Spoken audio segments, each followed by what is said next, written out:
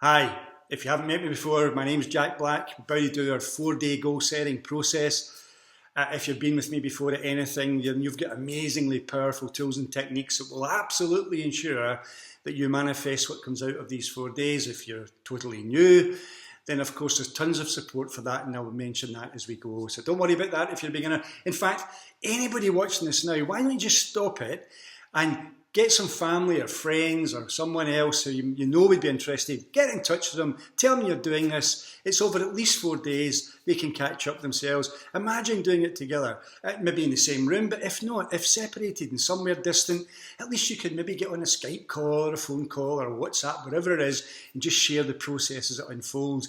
Because these 4 days changes people's lives. What's amazing about it is just by doing this, events, people, places, opportunities are going to be attracted into your life that otherwise wouldn't happen. You have to hear that otherwise wouldn't happen. Why do I know this?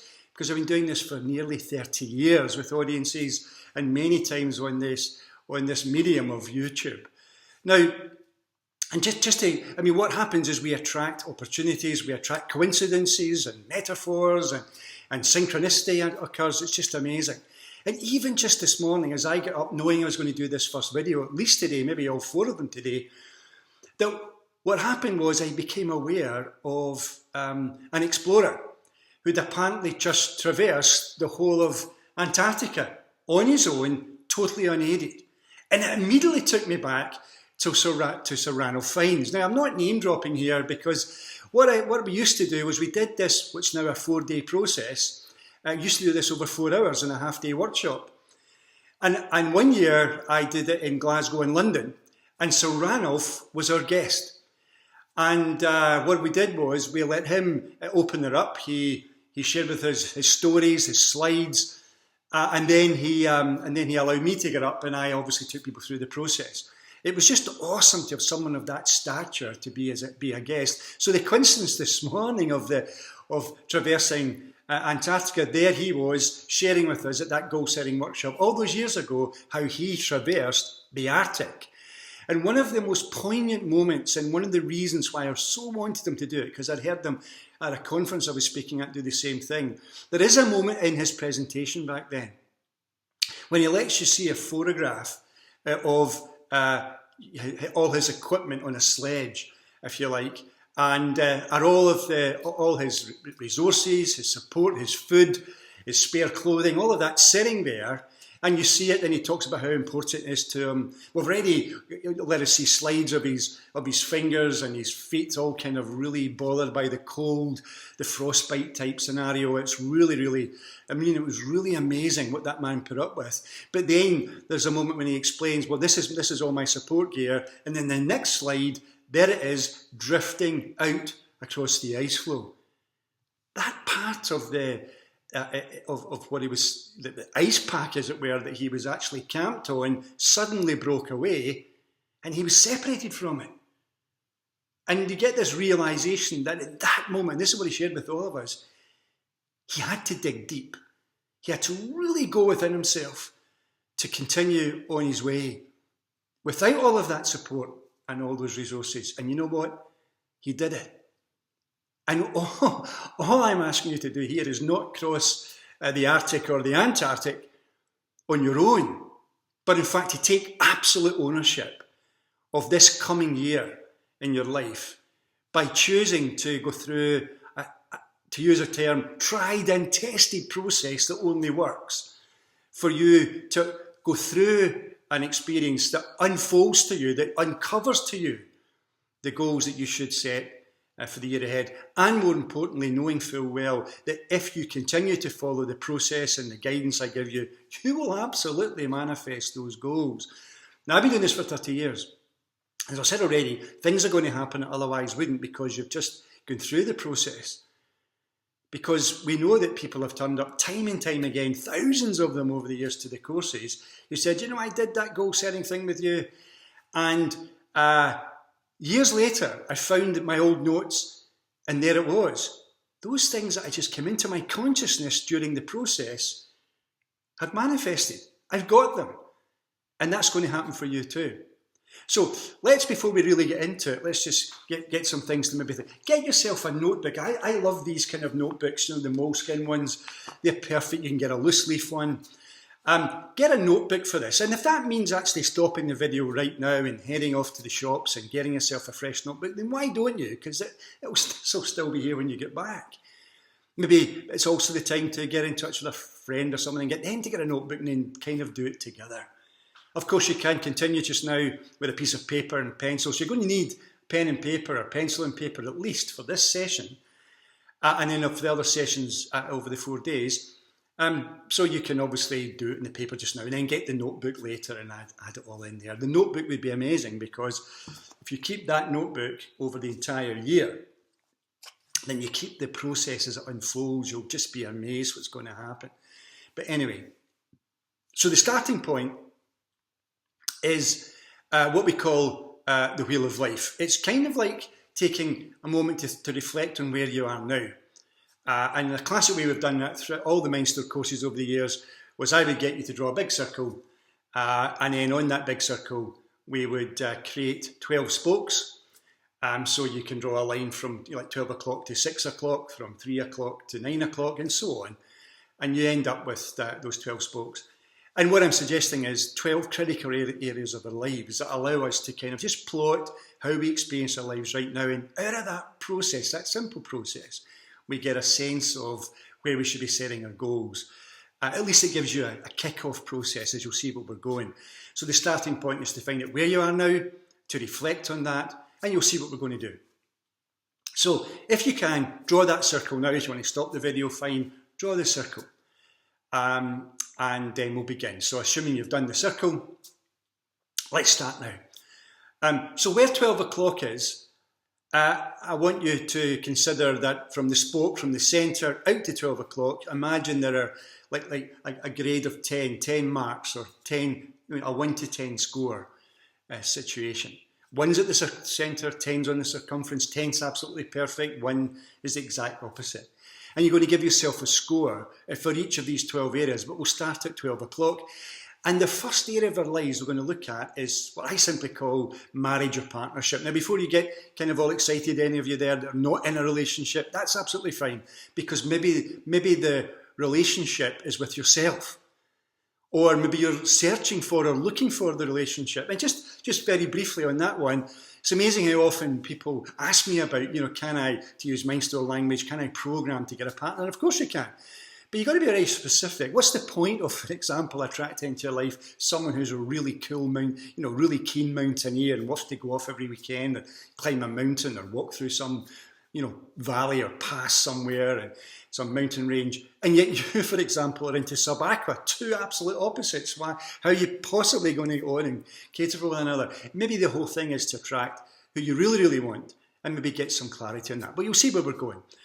So, but you see, why marriage and partnership at 12 o'clock? Well, because in most cultures in the world, if not all of them, there's a kind of subtle pressure to somehow or other we should be in a relationship. As I say, even if the relationship's just with yourself. But so, in a scale of 1 to 10, how is that relationship with your husband, your wife, your friend, your partner, person you share your life with, or that journey to find someone, and or the personal relationship with yourself? So whatever makes sense to you, and trust what's coming to your consciousness right now. How would you score the relationship? Is it 10? Is it absolutely perfect? Is it loving, nurturing, caring, supportive?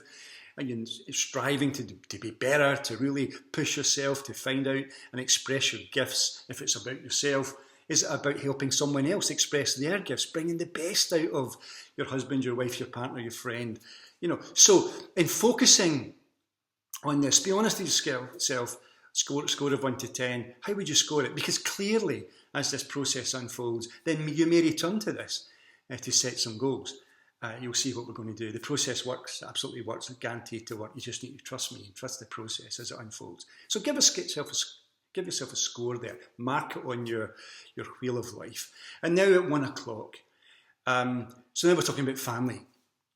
Whatever that means for you, a nuclear family, a small unit, or it's a wider family situation, it involves aunts and uncles and, all sorts of people all spread out perhaps around the world or in a very close geographical area. It doesn't matter. Whatever family means for you, how are you scoring?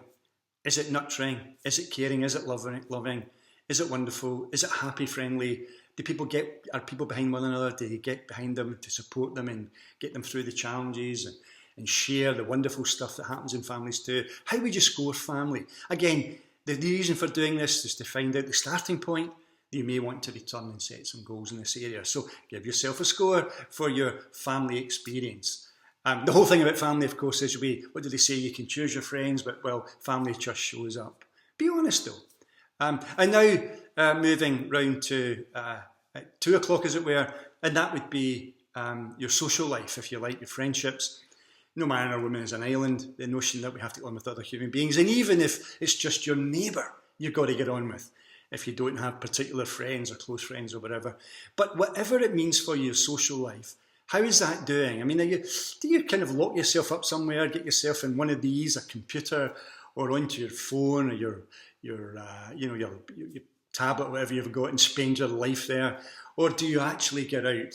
Do you go out and maybe have a morning coffee or whatever you have with your friends, sit down with a friend and just have a time? Do you maybe meet weekly and get a round of golf? Do you go for a walk with the dogs? I mean, what do you do? How are you getting out there to embrace with others and be part of that? And maybe for some of you who allow yourself to slide into a kind of lonely type place, maybe one of the goals is to get out this year, get back into some of your interests, or get involved in a new interest.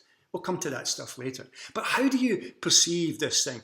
Are you one of those people who just gets on with everyone? You kind of look to see the best in every human being, or have that wonderful idea that, everybody who comes into my life for a reason. I can learn from them, I can grow from them, engaging with them, even if it's just a smile as you walk down the street, just for a moment of connectedness and then going again. Or is it a long-term friendship, a relationship you want to nurture this year? So give yourself a score. Be honest about your social life. Scale of 1 to 10. There you go. Write it down. Just cross over the line so you've got it on your little diagram in your book. Hopefully your book, not a piece of paper. And then come round now to 3 o'clock, personal development. And here you are, of course. You're on this little, what do they call it? Channel I've got on YouTube full of lots of stuff. You might use the MindStore app, so there's lots of more stuff there. You maybe follow me on social media, and I encourage you. Of course, you read books, maybe my book, other books. And you follow the notion of developing yourself. Maybe you've come to MindStore courses, maybe the most recent course, which was just awesome. The evolution program that Phil and I did both in London and Dublin and Glasgow. What a joy we had doing that. Or last year, of course, there was the Whispers with Giants and the Island before that, and all the other courses we've done over the years. But are you continuing to develop? What have you got a course you've got in mind for this year? Are you planning to go and do something, travel somewhere?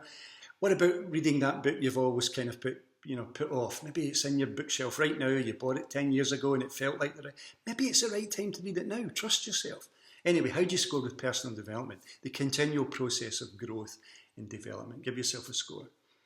And now at 4 o'clock, career, that thing. And some people, maybe in a situation watching this, that are kind of semi-retired or thinking of retirement or in retirement. And of course, we really know there is kind of maybe no such thing, in the sense that we need to keep ourselves engaged. If we want longevity, we've got to be involved, we've got to be doing stuff, we've got to be developing. So maybe it's a kind of career about managing that phase of your life. Of course, if you're much younger and you're driving your career, you're building that business, you're following your profession, you may be back at university studying, maybe you're just setting out on your journey, you just left school or whatever, you may be even at school when you're watching this, and my goodness, what a gift your friend or parent has given you by encouraging to watch this. Oh my God, I wish I knew all this stuff when I was at school or university. So there you go. Whatever career means for you. Is it 10? Is it inspiring you? You might be on a break just now because of the time of year I'm making this, and when we tend to show it. But are you going back to, you can't wait to get back. It's really inspiring. For myself, wow, what a year I've got ahead of me. Phil and I get involved in what we're doing. Just so excited about the year ahead in terms of my career, my business growth and development, and all the creativity that's going to come out of that by stretching out into a new future. I'm so inspired. What about you? Or is it like, my God, I need to seriously consider trusting myself, being bold and brave and totally courageous, and just Well, not going back, or going back and resigning and stepping out on your path. My goodness, career's awesome. What an opportunity. So how are you scoring? Be honest with yourself. You're going to find all the resources you need within this process to set goals in that area should you want to do it. And so coming round now to 5 o'clock on the kind of clock of the wheel of life, we have your attitude. Now, attitudes are so important. When I started out 30 years ago, the idea of positive thinking was still almost a strange thing in the UK. Surely now everybody realises that attitude is important. And yet people still allow themselves to get out of the bed in the morning and start to think about what's going to go wrong today. They start to manifest scenarios in their mind that they're rehearsing where things are going wrong, things are turning out the way they don't want them. They're considering the fears and the things that worry them about the future, what's going on globally or regionally or in their town, or what's going on with their next door neighbour. Anything that draws them to the negative, they seem to go there like, flies round But listen, the men and women have always made the difference. They are living in a world, they lived in worlds that were challenging, but they chose to emphasise the positive. They focused on what it is they wanted all the time. They were looking for the signs, and if things were tough, they said, okay. And that's the moment, of course, when the tough get going. They would focus on solutions. They would tell themselves they would get through it. They would get up and move again. What's your attitude to life like? Give yourself a score, and don't be shy about this one. Everything you need to improve your attitude, you can find in resources with me, elsewhere. This is critical, your attitude. And look at where we are in the wheel. It's kind of like holding up the wheel, your attitude. Are you the kind of person who gets up in the morning and immediately thinks about what's going to go well and focuses on it? Or do you get up in the morning and think about what's going to go wrong? Be honest. Give yourself a score for your attitude. 10, the most positive person on the planet. 1, well, you wouldn't be watching this if you're a 1, let's be frank. And now it's 6 o'clock. Well, what do you think's holding it all up? Well, what do you think but health? What about that personal ownership of your health? Where are you with that? Are you allowing yourself to just slip away into something that's not pleasant? Are you sort of handing over responsibility outside of yourself to something else? Do you just hope something's going to happen? Or are you really, really committed to acknowledging where you are and realising that through the process of self-healing, getting support where you need it, of course, from professionals, absolutely, doing what you need to do to move yourself forward so that you regain your health if need be, and if you have your health, then you enhance it and you treat it like a precious stone and you polish it and you look after yourself. So where you are you right now with your health? 10, well, you know what you'd be if you're 10. 1, my God, let's hope, as I used to say in the courses, that family and friends are around, feeling safe and secure. And, if they have to move on, then that is done in a very peaceful, very precious moment. And let's, for a moment, just think that we all can have that wonderful moment shared with people who love and care for us. Anyway, what about your health? The most precious thing you have, without a shadow of doubt. What are you doing with it? Give yourself a score. So now round to 7 o'clock on the clock face of the wheel of life. And now we're talking about our financial life. And I'm not talking about being a multimillionaire somehow or other allows you to be a 10. I've worked with multimillionaires, in fact billionaires. And sometimes some of those really, really wealthy people I've worked with are amongst the most miserable people I've ever had the pleasure of being in the company of. They just worry about money, there's stuff going on. You'd be amazed. So having lots of money isn't what we're talking about. It's all about how are you coping with, how are you at one with yourself in relation to the money you do have, whatever that may be. So it's like this thing about, how are you scoring in that thing? Because having a sense of abundance as opposed to a sense of lack is really, really important. Prosperity consciousness is something you might want to put some work into this year, reading about it, understanding it, coming from a place of gratitude all the time. And you'll see where we're going with that later on. So the thing about the financial one is, are you at peace with money? Do you understand that money is just like an energy? Once I understood that, my life changed. It's like I realised that money is always going to flow. It's flowing towards us and it flows away from us. And what we can do is subconsciously block the flow of money. It's like that person who holds on to paying their bills to the very, very last moment, till the final red letter, let's say, comes through the letterbox, and then they grudgingly pay their bill. Because what they're really saying to themselves all the time is they don't believe that money's flowing towards them.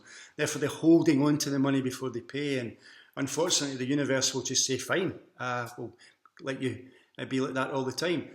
You'll constantly be worrying about the flow of money coming to us because it's not going to be coming to you because you're blocking it off. Whereas those who, when they have to spend money and give money away, give it away with joy and pleasure. So how are you scoring with the flow of money in your life? Give yourself a score. And now we come to 8 o'clock, and now we're maybe looking at your home, where you live. You may be fortunate to have more than one home. Here I am in my kitchen. So what about your home? Does your home inspire you? Do you love living there? I've moved around a lot. I'm kind of a serial sort of house mover person. Buy and sell houses, move into them, live there a while, then move on. I've lived in France a few times and back and forward. Here I am in the southeast of England, which I love to live in. I'm in the Canterbury area right now. And I'm very, very happy here. Really, really happy here. So what about your own, your home? Does it do it for you? Maybe it just needs a lick of paint. Maybe a little bit of DIY, or maybe it's time you did something with that room that you're no longer using because the kids have sort of moved out or whatever it is. I mean, your home is such a big part of your life. And so how is it for you? Maybe it's time you set some goals around maybe a new home or upgrading this home or whatever. Give yourself a score for your home. And now we're coming round to 9 o'clock. And a very simple one here. Let's look at, for example, just your happiness. Your joy, your pleasure, the simplicity of that. Do you tend to be happy? Do you tend to be peaceful yourself? Are you joyous? It's back to that thing, I suppose. It's very similar. Do you stop for a moment and literally smell the roses and really, really engage in living in the now, the joy and pleasure and happiness of the right this moment? And do you look in this moment for something to really inspire you and just engage in that? So what about your happiness and your joy? What's your score for that? Again, all of these are areas where you can come and begin to set goals and focus on and start to manifest the shifts and the changes that will take you forward. And so now moving on to 10 o'clock, and quite simply, well, why not, just recreation. All work and no play. What about your recreation? What are you doing around that? This past year, I've re-engaged in, for example, playing golf. I'm not a wonderful golfer, but I really enjoy being out there in the fresh air, just improving the little bits I can with my game and enjoying the company of others as I play. I've really, really enjoyed that this year. It was something I kind of set as a goal last year, and it manifested. It came along. I got myself a new sort of trolley thing, and I got a couple of clubs that I was missing just to make a difference. I'm using clubs I bought 25 years ago in Toronto, funnily enough. I really enjoy the clubs. It was great to play with them. Again, I got a new bag, that type of thing. I went out there and engaged. So what about yourself? What about your recreation? What about your fun? And sometimes it's just simple things. One of the things that's made a huge difference to our lives is having a little dog and walking every day with the dog, 2 or 3 times a day with the dog. Sometimes doing amazing walks with friends, or ending up at a country pub and having some great fun. Just that simple recreation of walking a dog. Oh my God. Getting out and about. What about yourself? So what are you doing about your recreation? How are you scoring? Maybe it's the time to set massive goals in that area this coming year. And so finally, around to 11 o'clock, it might not surprise you, especially with me, if you've been to stuff before, and did the Whispers with Giants, and and more recently what we did with the Evolution program. What about let's call it your spiritual life? I'm not talking about religion here. That's how people organise a spiritual life. Just that thing about, well, maybe there's more to this than just me, whatever that means for you. I like to just call it source. It's a sort of neutral words. Doesn't upset too many people. You can, because we've got all sorts of beliefs about that, and one wants to respect that. And of course, if it doesn't matter to you, then maybe go out this year and see if you could find it. This notion of just being connected to maybe something, a higher power, or it's just an awareness. It might just be your subconscious. It could, of course, be the fairies. It could be there's something more profound for you. Whatever it is, God even, of course, whatever it is for you, how are you scoring with that? Are you running in tune with that? Do you tend to live aligned to your values, for example? Do do you sort of manifest and express yourself as someone who would be coming from, to use a term, a spiritual kind of place and awareness, an attitude, let's say, that defines all things that you do and engage in. Anyway, so whatever your score is for that, then you go. And so the idea of the wheel of life, if you come to the courses over the years, of course, is you join up all of those little notches on the spokes, and you end up with this fairly, one would imagine, rugged kind of wheel of life. And of course, what it's pointing to is where growth can come. I've never met anyone who scores all tens. I don't think that person exists. Why would they? But no one's perfect. There's no perfect human being. We've all got flaws, and we've all got space to grow and develop. But at least by doing it, you've got a sense of, okay, here's where I am. And setting out on this journey, it's really important just to do that little bit of reflection. Of course, if you want to dive deeper into each of those, then it's a bit of homework, if you like, between now and the next session. But anyway, let's move on. So the next thing is to, in your notebook, draw a line down the centre, a little bit across the top, a title bar as I call it, a little one of my charts. If you've been to courses, you know I quite like to do the chart thing. And so what I do is in one of those columns, we'll call this a gratitude list. And you know, on one side is what you're grateful for, and then the other side is why you're grateful for it.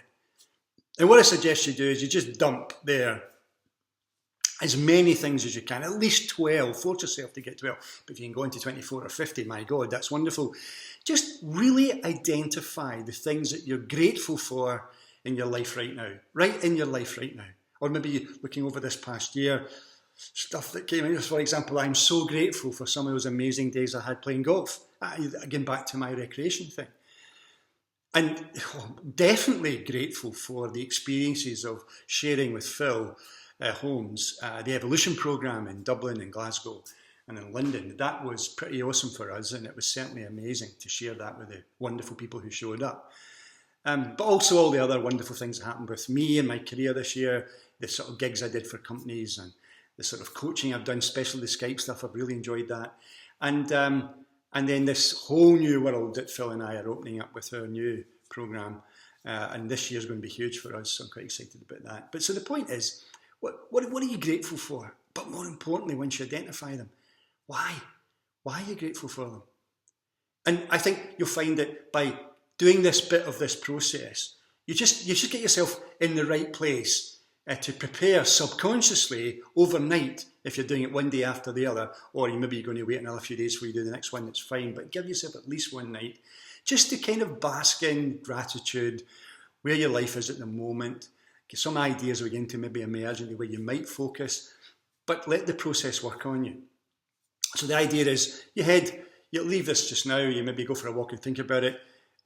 You sort of let it work in the back of your subconscious as you kind of read a book today or watch telly or go and watch a movie or whatever you're up to. And let it happen. Just let it sort of bake away in the oven in the background. And then the thing is, tomorrow, you need to turn up again with a notebook. Go and get a notebook in the shops if you can. Certainly paper, there's stuff we're going to be doing. But you're also going to need, listen to this, you're going to need bin bags. Yes, bin bags. So if you're going out to get the notebook, get yourself, if you haven't got them already, some bin bags. Some of those old boxes you were maybe going to take to the dump today after the Christmas. So keep the boxes because you might want to put stuff in them. So there's a great part of the process coming tomorrow. I'm looking forward to sharing that with you whenever you do it, of course. And what you've just kicked off is, by doing this with me just now, is this process. It takes 4 days at least. It works. It's worked for 30 years. It's actually, to use a MindStore term, it only works. And it's absolutely going to work for you too. So thanks for watching. Thanks for participating.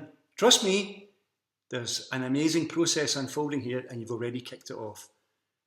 Can't wait to be with you again tomorrow. Cheers now. Bye-bye.